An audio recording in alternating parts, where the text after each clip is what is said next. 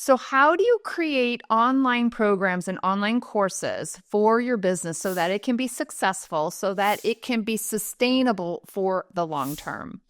What do those programs look like? How should you price them? There's a million different ways you can do this.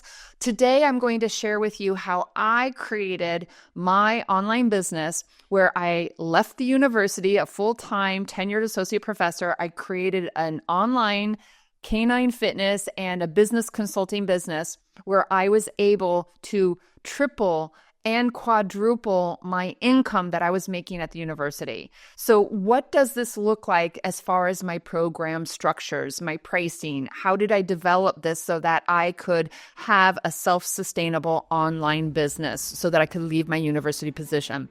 This is what I'm going to be sharing with you today.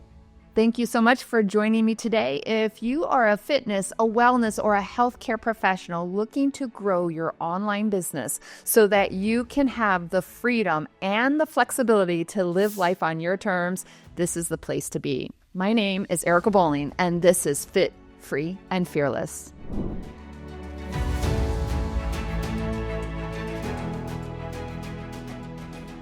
So what I want to share with you today is how I structured my programs and pricing, because I see a lot of people that are wanting to make some big leaps and bounds and changes in their income, but the way they structure their online programs is making it really, really hard in their programs and their pricing. So I'm just going to walk you through a little bit of kind of how my programs evolved and how I created my business to diversify different streams of revenue to make it so that my business would hopefully be more sustainable over time. And I've been doing this, I think it's been about 14 years now as I'm recording this. So far it's been sustainable.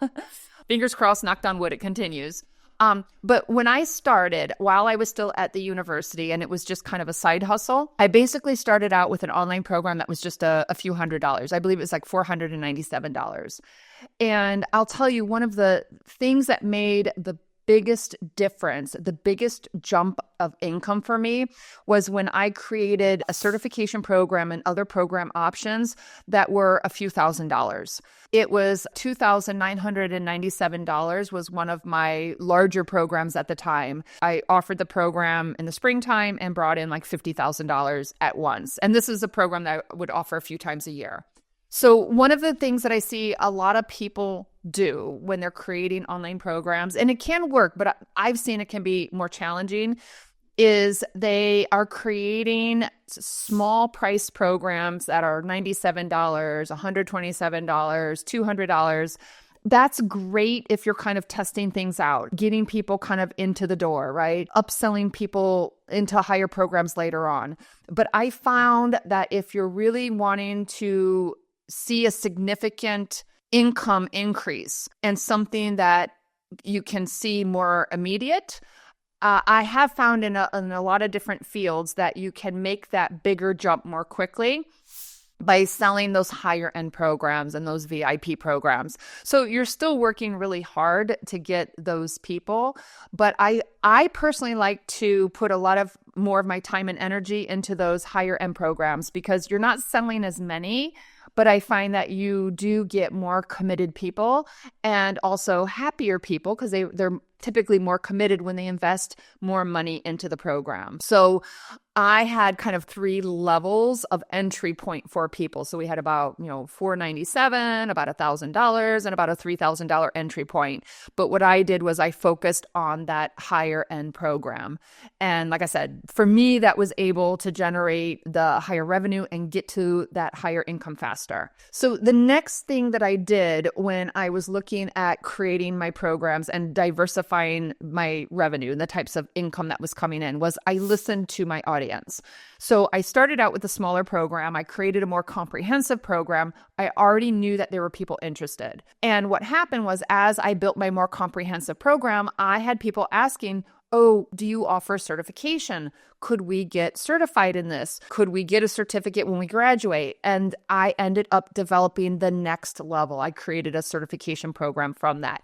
And that came from listening to my audience, listening to the needs and the desires of my audience.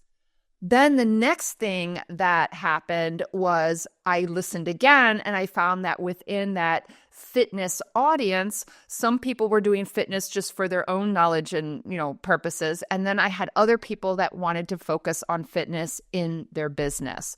So I then listened to my audience and saw that there was a need and an interest in getting business support. And so I tapped into other areas of some knowledge and skills that I have and my passion for online teaching and learning. And I started offering a business program and business coaching for those who were interested in having a business and expanding their knowledge. So basically what happened was I started with that key focus area of fitness. And then I think it was probably after about 3 years in, 2 to 3 years in, I then started to diversify that income by offering some business programs. And in the business programs, there's a couple models of program structure that I liked. So I started out doing just one-on-one coaching so that, again, to see, is there an interest? Is there an audience?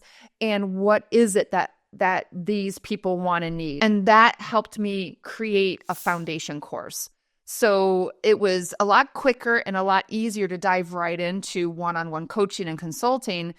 And I could start generating money much faster by doing one-on-one than waiting to create my foundation course and then marketing and selling the foundation course. Now, that's not something I'm going to stick with for the long term because when you're doing one-on-one, you're very limited. You can only work with so many people.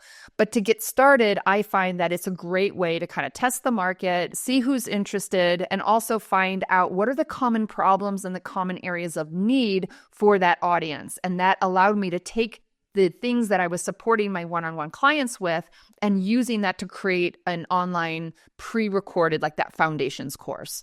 And so that ultimately led to a membership program. And I really like the membership model because you have that more consistent income coming in. Of course, some people leave, and you have to recruit new members.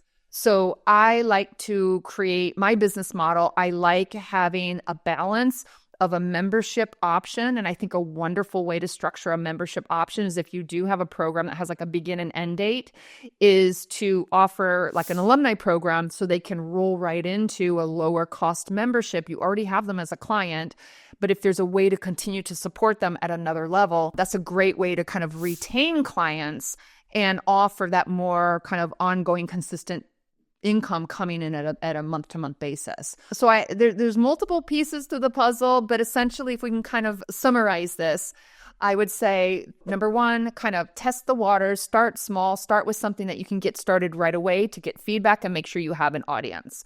Number two, if you're not offering at least one higher end option, create a higher end option. So at least you have something to offer. Not everybody's going to buy it, but I can guarantee nobody will buy it if you don't have it to offer.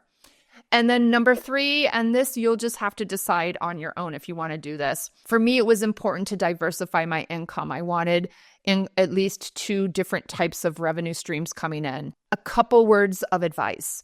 If you are doing diversifying your income and you're bringing in different streams of revenue, number one is don't start that way, because it can be overwhelming and there's only so many hours in the day. I would say start and be laser focused, develop one program or one, signature program, fine tune it, tweak it, make sure it's working.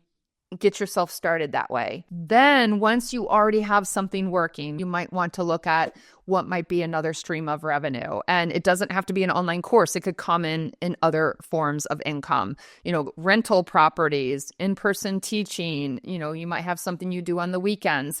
But for me, it was really important to have more than one income source. And then the last thing I kind of want to leave you with is just be really, really careful that you don't go overboard and don't overcommit. I'm guilty of this, and I will be honest with you.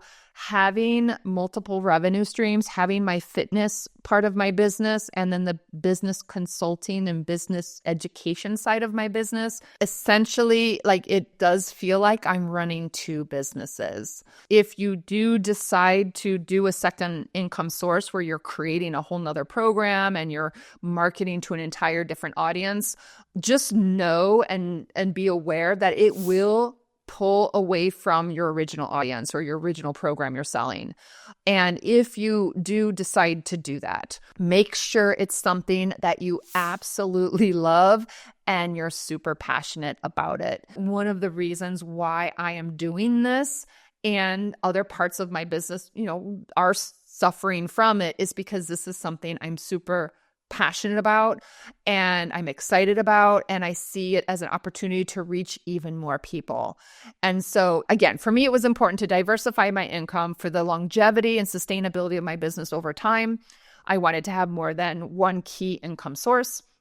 And then also because of my multiple interests and passions, I did decide to pursue other areas of my business because it's something that I'm really passionate about, something I'm excited about, and something that I've been wanting to do. I've been wanting to create this YouTube channel for a number of years. So just know there are pros and cons to all of these decisions. But again, start small, test it out, do your market research, make sure you have something viable, listen to your audience, modify and adjust along the way.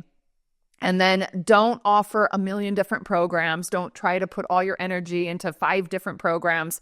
I really found that for me, a higher price program that was the core of my business and really promoting that key signature program, that was really what kind of launched my business, my online business, and took it to the next level.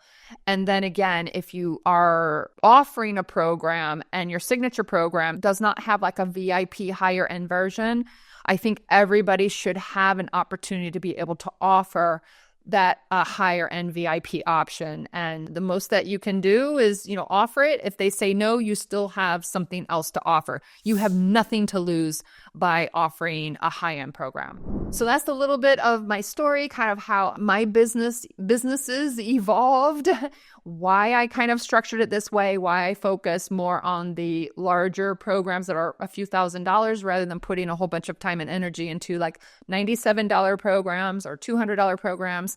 And then also just some cautions and considerations, things that I went through. There's pros and cons to all of this for you to balance it out as you're trying to make those decisions. So hope this was helpful. If it was, let me know. If you'd like a little bit more detail into each of my particular programs, or if you want me to break it down into a finer details of the creation of those programs or my certification program I offer, let me know. I'd be happy to do an episode or more episodes on that.